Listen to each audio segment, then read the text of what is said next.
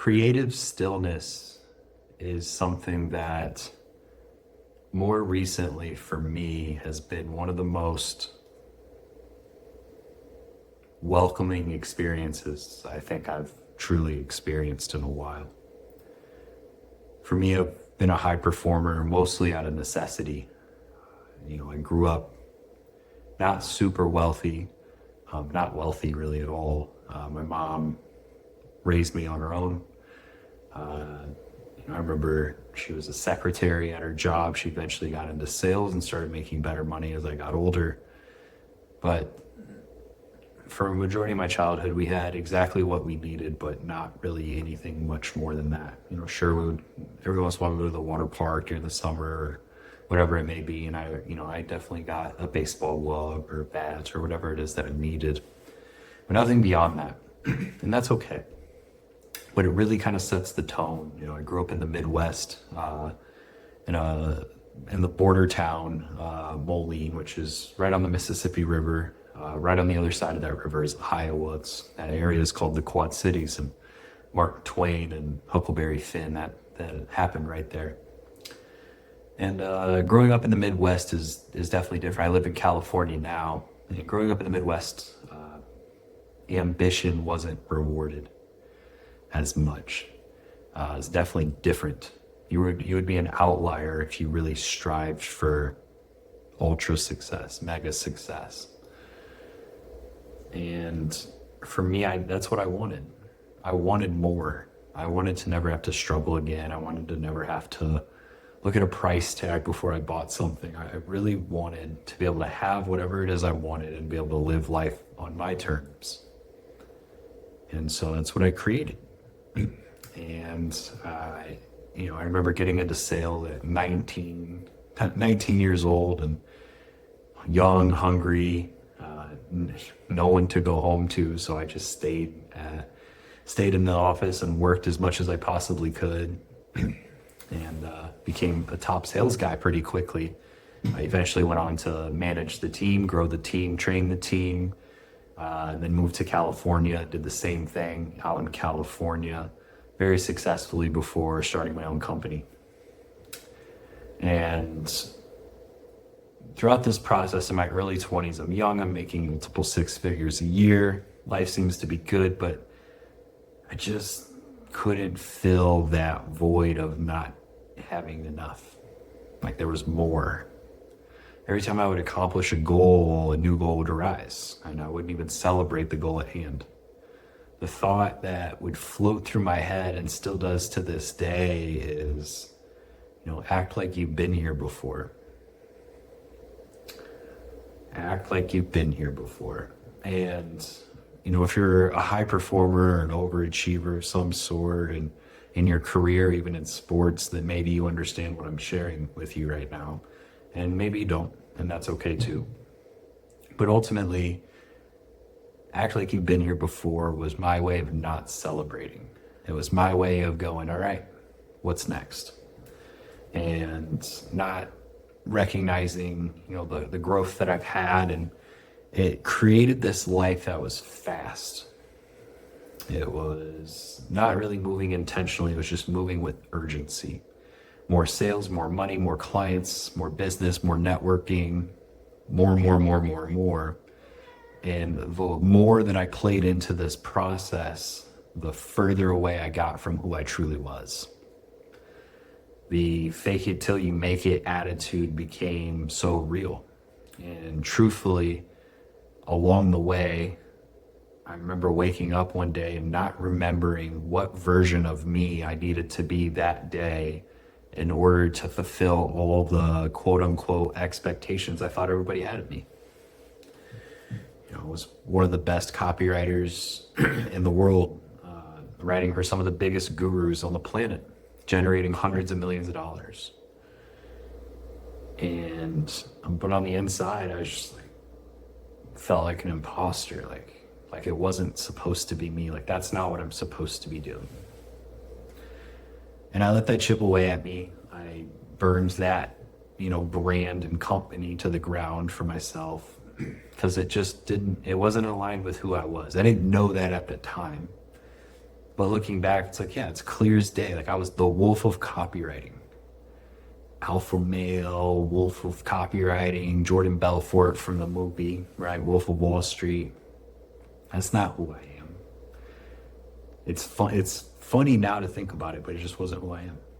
And so as I've begun this and this has been, God, probably 6 years in the making now, about 6 years, 5 years in the making now, where I've been unraveling the mask and performance and perfection that I've wrapped myself in externally. I've been unraveling that and coming into like who I really am and looking at, what legacy do I want to leave behind? What do I want to be remembered for? Do I even want to be remembered? And most importantly, for me, how did I feel about myself along the way? And as I've begun the process of kind of unraveling this, who should I be? What do I have to be in order to have whatever? Realize I don't really know. I don't know what it is that I want. I know it's different than what I have now. I know it's something that, I think when you ask someone, what is it that, lights you up, what inspires you? And I've asked this question to hundreds of people, if not thousands at this point, and the answers start pretty much the same. I want to help people. I think that's a natural human trait. Humans naturally, innately, we want to help others, especially if you've been in pain of any kind. It's typically what breeds success, is you experience pain and then you want others to not have to experience that same pain, therefore you find a solution for it. And so that's like more of a surface level, like I want to help people. Okay, so what do I want to help people with? And as I've been unraveling that particular question, what I've come to realize is there's some things that, for me, I've experienced, I've gotten really good at solving, and I've also helped a lot of people along the way. So I have like lots of evidence on helping high performers get unstuck, helping high performers see their true greatness, and helping people ultimately that want more out of life, out of business, out of whatever, ultimately helping them get clear about why that is and what they actually want. And throughout that process, I've learned that I'm really good at helping people with those things. And so as I'm embarking on this new journey, which I'm calling munsae, which is more of a way of life, if you will, than it is of anything else. I'm finding more of who I am throughout this process. And so, although these aren't cemented into the pillars, if you will, of munsae and what it is, there are some things here that will help kind of put together what munsae really is, and I'm going to share them with you. The first one is presence over performance. My belief is that you don't have to prove anything to belong anywhere, right? Munsae itself is more of a beingness than it is a doingness. For those of us that have done any sort of personal growth or self-help work over the years, or even therapy, we learn and we hear the phrase that we are human beings and not human doings. And that beingness is, there's a study of it called ontology. It's a study of beingness. And so munsae is a beingness, right? It subscribes to that. And we'll talk more about what that means in future episodes, I'm sure. Munsae is more about timeless over trend. There's lots of trends, lots of shiny objects, fast fads. But the reality is that timeless stays. Timeless is what legacies get built on. Vine, if we remember the social media platform Vine, like that was a trend. No one's really talking about what happened during Vine. TikTok is a trend. No one will really be talking about that, in 25 years, most likely. Cryptocurrency, AI, these things don't scream timeless to me. What does scream timeless to me is, purpose and family and tradition, culture, physical products for sure. The slow path tends to be more timeless than anything. And so the idea is that we bring new creations, we birth creations and ideas that age with grace. The idea isn't to create something that exists today. The idea is to create something that lasts forever.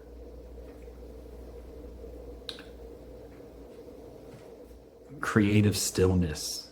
The most brilliant ideas that I've ever had are created in moments of stillness. You've likely heard or experienced the idea that your best ideas come to you in the shower. And truthfully, for a lot of us, in the shower is one of the times where we don't have our phone on us. And a lot of times even, and I know this can be true for me, but even though I'm disconnected from my phone while I'm in the shower, I'm typically listening to music still. And so I'm still stimulated in some way. And it's usually the moments where I'm not bringing external stimulation with me to the shower that my best ideas form. And so munsae is a space for creative oxygen to exist. Effortless quality. Right? Everything that's created should feel like it fits, if that makes sense. Without effort, without overthinking, without trying hard. Intentional.